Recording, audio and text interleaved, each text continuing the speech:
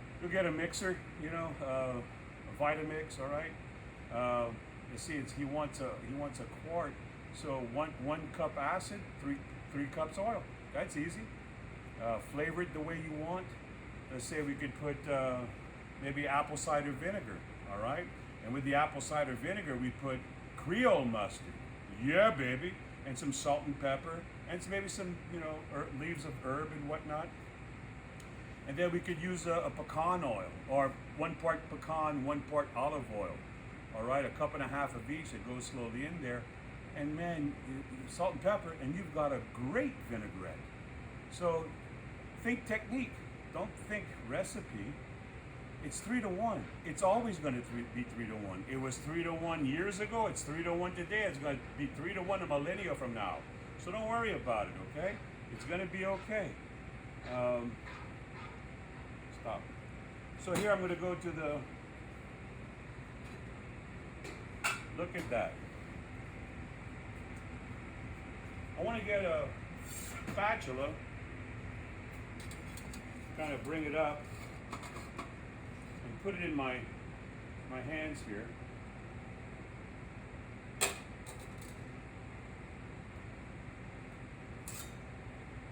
That skin should come right off.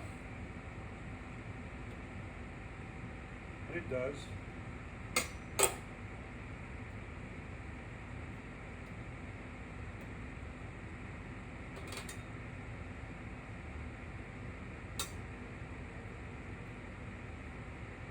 And I want to really kind of pat it dry before putting onto my plate. Why? Because I don't want those drops of oil to interfere with my sauce, right? Yeah. So then I put it in the center of the plate. Look at that. I'm going to give my my vinaigrette another swirl or two.